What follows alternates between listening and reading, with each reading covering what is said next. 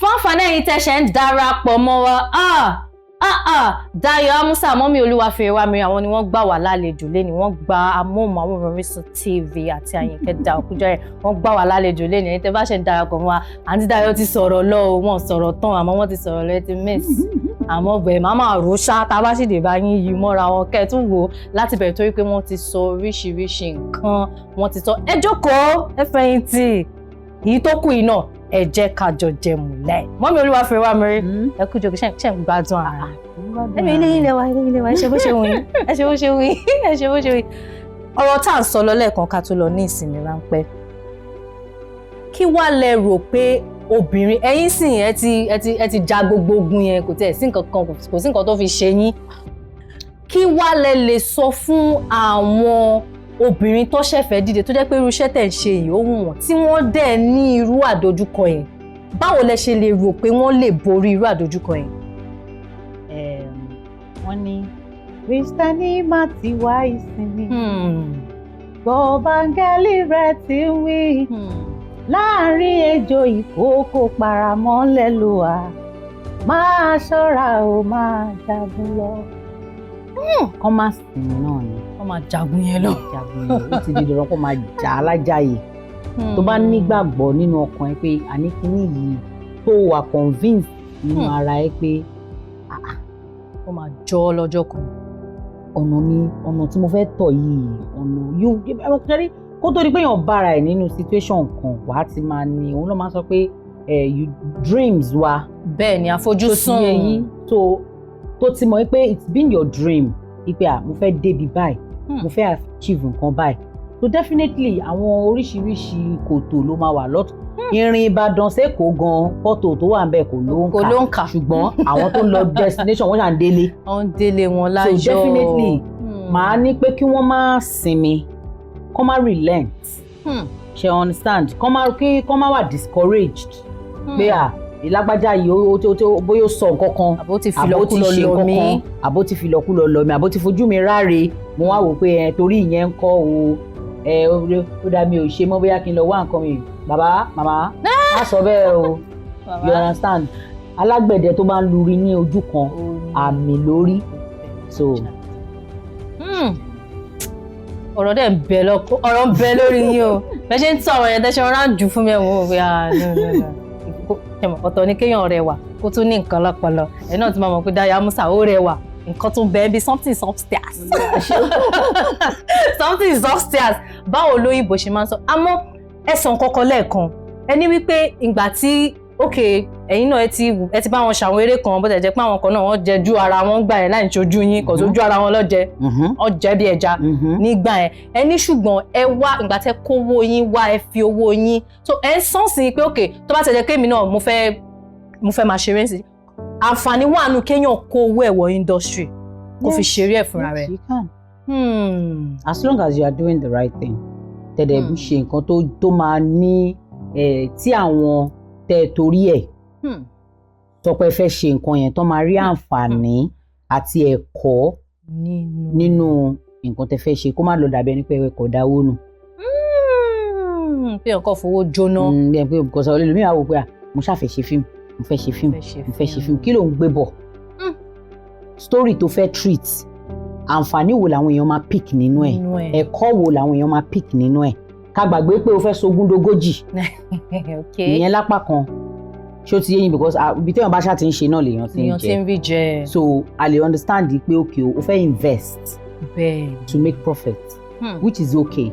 but in the process kí ni ìdí tí a fi ń ṣe gbogbo àwọn eré tá à ń ṣe orin tá à ń kọ àbí comedy or whatever ó gbọ́dọ̀ ní nǹkan tí àwọn èèyàn máa rí dìmú gẹ́gẹ́ bí àǹfààní nínú ẹ̀ tó máa kọ́ àwọn èèyàn lẹ́kọ̀ọ́ tó máa kọ́ wọn ní morals and stuff kò kọ́ gbọ́dọ̀ jẹ́ pé torí pé o fẹ́ ṣòwò nìkan. àbí torí mo ń ṣe fíìmù èmi náà ṣàfẹ́ ṣe ṣá mo fẹ́ ṣe. ó gbọ́dọ̀ ní ìtumọ̀ ó gbọ́dọ̀ lápẹẹrẹ. ìtumọ̀ àpẹẹrẹ ìṣeun kò ní bàjẹ́ fún yín ẹ jẹ́ ká wá sọ̀rọ̀ lórí nǹkan tó ń ṣẹlẹ̀ lọ́wọ́lọ́wọ́ báyìí ẹ mọ̀ pé a máa celebrate àwọn obìnrin àwọn ìyá wa a gbọ́dọ̀ kó yan wọn kéré obìnrin lẹ́yìn àdẹ̀mọ̀ pé ìyá náà ní la ṣe ní lè ní afẹ́ wá fara nù yín pé ó yá ó tó ká gbóríyìn fún yín tí a bá ń sọ akíkanjú obìnrin obìnrin tó dá dúró ìyàwó ló kọ sí yín. kò sí àkọ́kọ́ fún mi ó dá dúró náà. The definition of strong women. Okay. táwọn olóyìnbó ṣe máa ń sọ independent women. màá ní mi ìfẹ́ sound bí feminist anyway. Okay. But then kò sígbà tá a ṣe ní yàbàrà síbẹ̀. ẹ jàbàrà sí. ní ti tèmi mo lé ìgbàgbọ́ wípé gẹ́gẹ́ bí obìnrin ní limitation. You understand? Ní kò sí full stop pé ibì kan la lè dé àbí nǹkan báyìí la lè ṣe àbí nǹkan báyìí la lè achieve. As obìnrin kò sí nǹkan tí o lè ṣe kò dẹ̀ sí nǹkan tí o lè achieve. So ipe èèyàn jẹ́ independent woman ní ó dẹ̀ túmọ̀ sí pé kò ní tẹríba fẹ́ni tó yẹ kó ní tẹríba fún wọn àbí kò submit fún ẹni tó yẹ kó submit fún because káwọn èèyàn máa wò pé òun sọ pé ká obìnrin gẹ́gẹ́ bí independent woman tó bá jẹ́ ìyàwó ilé nǹkan kan ó lè jẹ́ ìyàwó ilé kó dẹ̀ tún máa pàṣẹ fún ọkọ ilé mi. Ó lè jẹ́ ìyàwó ilé kó dẹ̀ tún jẹ́ ọ̀gá lórí baálé ilé mi. ìyẹn kò obìnrin should not gbọ́dọ̀ fàyè lẹ̀ pé òkè o wọ́n camp wa àbọ̀ ń cage wa àbọ̀ ń restrict wa wípé nǹkan kan la lè achieve nǹkan kan la lè get nǹkan kan la lè gain kò rí bẹ́ẹ̀. Ìgbà tá à ń bọ̀ nílé ayé adáwà single-handedly ni àfi bèjì. Ṣé you understand? Oníkálukú dẹ̀ ló ní purpose ẹ̀ oníkálukú ló ní nǹkan tí àlámọ̀rí ẹ̀ tó gbé dání wálé ayé. Ṣé you understand? Wọn ò dá wa lẹ́rú even if we are supposed or meant to submit to our spouse. Ṣùgbọ́n wọn ò dá wa lẹ́rú. Wọ́n ní ká fọwọ́ wẹwọ́ òun lọ́wọ́ fi mọ́. Ọkùnrin míì wà ó lè lówó kó lọ́lá kó ní dúkìá kó ní gbogbo nǹkan rẹpẹtẹ but kíkiní yìí má sí ń bẹ̀. Tó jẹ́ pé èyí tó ń báyàwó ẹ̀ jobi toro nínú ilé at every point in time ló ti ń pick idea tó lọ ń build lórí board níbi iṣẹ́ tó ṣe ń ṣe báyìí fún pé you've done well. So gẹ́gẹ́ bí obìnrin ní ti tèmi o as an independent woman má lérò pé o ò láyè níbì kan àbí àyè kan wà níbì kan àbí wọ́n sọ pé it is the men's world. No, it is our world. Kò dẹ̀ ní dàbẹ́ ní pé à ń bá ọkùnrin figagbága àbí onígbéraga kò ní tẹríba. mo fẹ́ mentality àwa Africans náà ó ṣe bákan tó bá ti ń di ọ̀rọ̀ yìí pé Ọlọ́run gbógo fọ́lẹ̀ obìnrin ju ọkùnrin lọ àbí bóyá Ọlọ́run fún ìyàwó ní oore ọ̀fẹ́ tó dàbí ẹni pé ó ju tọkùnrin lọ. African mentality kan wà tó yẹ pé máa wò ó pé and then I think it's just a natural thing. Yeah, fún àwọn ọkùnrin based on natural ego and pride wọn pé olórí náà ń pè mí bọ́ olórí yẹn ibi láti sọ wíń dolórí kì í ṣe pé wọ́n mú wá látọ̀run. You understand? Òbí láti rí ní ìrí bí ẹni pé òkè ọkọ lólórí ọkọ ní gbára kọ̀ọ̀kan but come to look at it nísìnyìí a lot of things lóbìnrin ṣe even to support the home a lot of things. Ẹ máa rí ilé mi wà tó jẹ́ pé obìnrin inú ibẹ̀ ni breadwinner inú ilé yẹn tọkọ ẹ̀ dẹ̀ gbà fún tọ́dẹ̀ ń gbé pẹ̀lú ìrẹ́pọ̀ àti ìfẹ́ táwọn aráàta wọ́n ní tógìrì ò bá lana aláǹgbá ò lè wọ inú ilé èèyàn lèèyàn ti ń jèkúté onídòdó. Tí obìnrin tí ọkọ àtìyàwó tó bá ní ìfẹ́ àti ìrẹ́pọ̀ ní dáadáa àwọn aráàta ò ní mọ ẹni tó ń ṣe àtẹni tí ò ṣe. Ọkọ máa mọ̀ pé as a family these people are at peace with themselves. Inú ilé yín lẹ ti lè ṣe yẹn. But tó bá ti di pé tí ń cultivate habit pé ẹ ti ń jẹ́ kára kẹta mọ̀ wípé dáàdi lágbájá ò lè afford tàmẹ̀dù. ọpẹ́lọpẹ́ mi láti bẹ̀ ọpẹ́lọpẹ́ tó bá dé stage kan tó bá sú ẹ àwọn tó wà ń ta yẹn wọ́n á gbà ẹ́ nímọ̀ràn pamínkú. Ìyẹn ò dẹ̀ túmọ̀ sí pé tílé ẹ bá dàrú ńkọ́ wọ́n máa gbà ẹ́ sílé tiwọn. Possible. So possible. A mọ̀ pé ìka ò dọ́gba bọ́lá ń ṣe dá A kọ́ ló ṣe dá B. Ìmọ̀ràn wo lẹ fẹ́ fún àwọn obìnrin tó jẹ́ pé wọ́n ń wò wá lọ́wọ́lọ́wọ́ báyìí tí iṣẹ́ wọn kò lọ déédéé? Ìmọ̀ràn fẹ́ni tíṣẹ́ ò lọ déédéé ó pín sí bákan o because nǹkan tó ń múṣẹ́ lágbájá má lọ déédéé ó lè já fọwọ́ fà. so irú ẹni tó bá jápa fọwọ́fà ní issue ẹ̀ ń sìn báyìí irú àmọ̀ràn wo la fẹ́ gbà. ọ̀rọ̀ yẹn loud àmọ́ àwọn tí wọ́n ṣàfọwọ́fà. Well má relent náà la máa sọ má sinmi náà ni tẹ bá gbìyànjú bí ẹni tó ń ṣòwò tó bá gbìyànjú pé òkè báyìí o ló ṣe ń ṣòwò ẹ tó dàbí ẹni pé kò ṣe bí ẹni lọ wàá tún farabalẹ̀ ọ́nà tó bá farabalẹ̀ àrímú báwo ni lágbájá ṣe ń ṣe títí ẹ̀ kì í ṣe pẹ̀lẹ́ tàánú o torí ẹ̀ náà tún wà ń bẹ̀ because ẹni tó bá ń lẹ́tàánú láti wò pé àbáwọn tàmẹ̀dù ń ṣe báwo ni lágbájá ṣe ń ṣe tiẹ̀ o even kò rí ọ̀nà tó lè fi rí tiẹ̀ ṣe gan o ní rí because ẹlẹ́ni ló ń ṣọ́. So màá ní pẹ̀lú sùúrù àti ìfọ̀rọ̀wọ́rọ̀ kéèyàn máa make findings enquiry and stuff ó lè help ẹlòmíì láti and then ẹ̀mọ̀pá ayé social media látúntún wà yìí ní ìsìn kò sí nǹkan náà táwọn dẹ̀ kí n tà lórí platform tá à ń sọ yálà gbogbo wà ń bẹ̀ tí ó ti yẹ yín so tẹ bá gbìyànjú pattern yìí tó bá dàbí ẹni pé kò gbà ẹ tún look into another pattern definitely there is always a way out. There is always a way out. There is. Dayamusa, ìmọ̀ràn wo lẹ lè fún ìgbà kékeré yín, your younger self? Pétọ́ tí ìmọ̀ràn kan bá tiẹ̀ wá ń sìn, ìmọ̀ràn tí mo lè fún younger self mi ìgbà ìwé yín, ìmọ̀ràn lẹ lè fún? Màá sọ fún pé kó máa ní sùúrù. Màá sọ fún kó máa ní sùúrù, màá dẹ̀ sọ fún pé kó máa gbìyànjú àti gbé ọ̀rọ̀ àti situation kó ní rethink kó tó react. Mi mọ̀ mo ìfẹ́ sọ pé kó má wà too spontaneous in a reaction because nígbà míì reaction yẹn ó lè ti pọ̀ jù fún nǹkan tó wà nílẹ̀ kó tó yẹ kó kọ̀ ra mú tó ní ṣékélébé tó kọ̀ ṣáà mú parí wọn wípé tó ránṣọ mọ́. So màá sọ fún younger self mi tó máa ṣe sùúrù. So ṣé kí n wá sọ pé ẹ̀ ń ṣe onísùúrù báyìí ẹ̀mọ́ mi olúwa fẹ́ wá. Mi ń ṣe onísùúrù tẹ́lẹ̀ ká má parọ́ I'm very very spontaneous in my reaction. Tínú bá ń bí mi lẹ́sẹ̀kẹsẹ̀ níbẹ̀ máa blow ni. Kó dẹ̀ ń ṣe pé ẹ lè bà nǹkan jẹ́ àbí kẹ́ dà nǹkan rú. Mi ò ń bà nǹkan jẹ́ mi ń bà nǹkan rú bọ̀ máa blow máa sọ tinú mi. Like I'm a blunt person mo tún wá wà spontaneous pẹ̀lú ẹ̀ so ẹ wá máa ború nǹkan bẹ́ẹ̀ tó bá ṣe wá ní pẹ̀ tínú mi bá ń dùn as in mi ò mọ hide I can look stupid in expressing my joy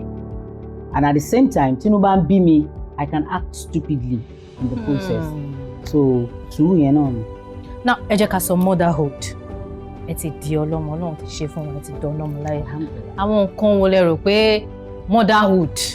ló ti fẹ́ máa mú yín máa sọ ọ́ lẹ̀ ṣe mọ̀ pé àwọn ẹlòmíràn ní àgbà tí mo bímọ tán ní kinní yìí ló ṣe kinní kan ní kinní kan ṣe kinní kan àwọn nǹkan wo lẹ́yìn rò pé olúwa fìrè wá mẹ́rí tẹ́kọ̀ mọ́ pé olúwa fìrè wá mẹ́rí mi ló jẹ́ kí n wá ṣe báyìí. màá sọ pé òkè mo jẹ́yàn tó ti ń ní sùúrù sí i ju ti tẹ́lẹ̀ náà lọ náà mo ti kó tó wáyé o mo ti identify pé mo máa ń tètè bínú àtàwọn nǹkan mo ti ń work on it but nígbà tó tún lẹ́mu pé kéèyàn tó lè deal pẹ̀lú ọmọ kókó bẹ́ẹ̀ni kò yé yín ọ̀pọ̀lọpọ̀ sùúrù ni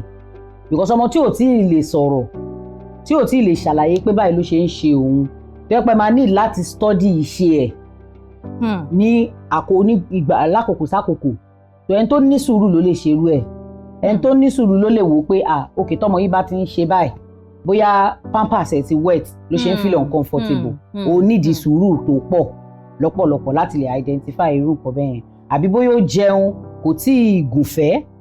ṣe understand tó wá ń feel uncomfortable and all that o máa need láti ní sùúrù láti lè mọ̀ pé ó dàbí ẹni pé oúnjẹ tó ń jẹ kó má lọ jẹ́ kó ti ń wà constipated àbó wà bloated ọ̀sán sùúrù yìí náà ni. sùúrù yìí náà ni ọlọ́run àtúbọ̀ máa bá mi jogún sùúrù fún yín so tá a bá wá ní pé kí n bí yín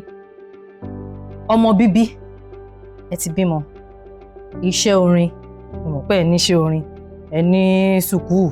ẹ ní skul ẹ ń ṣe káràkátà báwo lẹ ṣe ń ṣe gbogbo ẹ̀ tó fi ń di rẹ́gí. ṣe mọ̀ pé wọ́n máa ń sọ kankan yín pé if you fail to plan you are planning to fail. tí èèyàn ò lè kórin mẹ́wàá papọ̀ sínú lẹ́ǹkan náà ṣé ti ọ̀rọ̀ orin tá à ń sọ yìí nsìn at least á ti tó bí ọdún kan nsìn tí mo ti release orin kankan ìyẹn ò dẹ̀ mí pé mi ò kí ń record movies náà same thing mo feel pé gbogbo nǹkan ló ní ìgbà àti àkókò then téèyàn bá tún wá ní àwọn tí ó ń báyàn ṣe iṣẹ́ because èèyàn kan ò kí ń jà wá dé èèyàn ò lè ní ojú òwò bíi méjì mẹ́ta you know kó wá dàbí ẹni pé odò èèyàn lè máa supervise gbogbo ẹ̀ pé ok kí ló ń ṣẹlẹ̀ níbí kí ló ń bọ̀ téèyàn bá ní àwọn ọwọ́ tó dáa tó ń handle individual businesses téèyàn bá ní tó dẹ̀ ń give you reports definitely. Definitely kí làwọn nǹkan tí ẹ wá rò pé obìnrin gbọ́dọ̀ ní láti mọ̀ nípa iyì ara self-respect. Obìnrin gbọ́dọ̀ mọ̀ra ẹ̀ o gbọ́dọ̀ mọ ara ẹ̀ o gbọ́dọ̀ mọ nǹkan tó tó àti nǹkan tó wọ̀n o gbọ́dọ̀ mọ̀ wípé nǹkan tí o ò fẹ́ ló ò fẹ́ bí èmi ń sìn mo máa ń sọ nǹkan kan tí máa ń bá ẹ ṣe tí mi ìbá yó tí mi ìbá bá ẹ ṣe mọ́ ibi ò lè pa mí tó bá fi lọ̀kulọ̀ lọ̀ mí ó fi lọ̀ mí ni ìyẹn ò ní kí n gbà so as obìnrin o gbọ́dọ̀ mọ̀ nǹkan tó tó o gbọ́dọ̀ mọ̀ nǹkan tó wọ̀n o gbọ́dọ̀ mọ̀ nǹkan tó fẹ́ nǹkan tó fẹ́ yẹn ó ṣe pàtàkì and you shouldn't be apologetic about it to say no. Thank you. You don't understand kí ni yóò bá mi lára mu mi gbà ọlọ́pàá ò múyàn sí ṣé you understand wọn ò bá fẹ́ hámà orí ẹ jù bẹ́ẹ̀ lọ èèyàn mo ṣe interview kan ní last week or there about you know mo sọ ish èèyàn kan tó ń dà mí láàmú gbà kan dá láìkí mi ṣe tọ́fẹ́ kí dáàdi olúfẹ́ wá gbé mọ́ wá ní. wá ṣe ní mi ṣe like mi ò ní interest o appeal sí mi ìyẹn mi pé o dá léèyàn níṣẹ́ ló kọ appeal sí mi like òun mi you know ẹni ó dẹ̀ wò pé òun wà òkè òun lówó òun lọ́lá òun ní gbogbo nǹkan máa tọ́jú ẹ̀ àní bẹ́ẹ̀ kọ́ like chemistry yẹn ò sí bẹ́ẹ̀ kò kílìkì mo ò rí ẹni nírí yẹn rárá but ẹni ẹ feel pé gbéraga ni ó kà á kún gbéraga. tó dẹ̀ mọ̀ pé ẹ̀ṣẹ̀ drop baby ni. no before then okay. ó bú mi ó fọmọ bú mi gbàtọ́ ó bọ́ sí kanra ó yí padà ó fọmọ bú mi ó ní ó bú mi ó tún fi ó ní kùn mí dàbí kùn pinto ìgbà pinto yẹn. ọkùnrin dẹ̀lẹ́ ni ẹ. so aṣọ́bìnrin nǹkan tí mi ò fẹ́ náà ni ọlọ́pàá òun mú yàn you know though ó ní approach téèyàn fi ń turn nǹkan down but even at that as a woman o gbọ́dọ̀ mọ̀ nǹkan tó fẹ́ o gbọ́dọ̀ mọ̀ nǹkan tó wọ̀n o gbọ́dọ̀ mọ̀ pé kíní yóò tọ́ sí mi you know tó bá wà nínú marriage àbúyé inú relationship tó yẹ pé o ní gbàgbós bí ìgbájú bí ìgbárùn ló ń fi ẹ ṣe o gbọ́dọ̀ mọ̀ pé ìyà yóò tọ́ sí mi so in respect of nǹkan tó bá lérò pé òun gbádùn níbẹ̀ tó ṣe fẹ́ sọra ẹ di punching bag o gbọ́dọ̀ mọ̀ pé kíní yóò tọ́ sí mi you walk away o kì í ṣe bus stop gan sí wọ́n ti ń shift ẹ̀ ń sìn ambulance so as obìnrin o gbọ́dọ̀ mọ̀ nǹkan tó fẹ́ gbọ́dọ̀ mọ̀ nǹkan tó wù ẹ́ lọ́kàn o gbọ́dọ̀ mọ̀ nǹkan tó tọ́ sí ẹ tó bá dẹ̀ ń rí nǹkan tí ò tọ́ sí ẹ àbí nǹkan tí ò wù ẹ́ you should be able to walk away. rìn kúrò rìn jìnnà síbẹ̀ má gba ìgbàkúgbà mọ́ra kí lẹ fẹ́ sọ fún gbogbo àwa obìnrin èní ní àyájọ́ àwa obìnrin. well ká parí gbogbo ẹ̀ lápapọ̀ ká ní má fi àkókò yìí sọ fún àwọn obìnrin gẹ́gẹ́ bíi tèmi tí wọ́n wà níbí tí wọ́n ń hùwà wípé obìnrin ni wá ìyá ni wá ẹ̀gbọ́n ni wá ọ̀rẹ́ ni wá ìyàwó ni wá nǹkan ẹlẹgẹ́ ni wá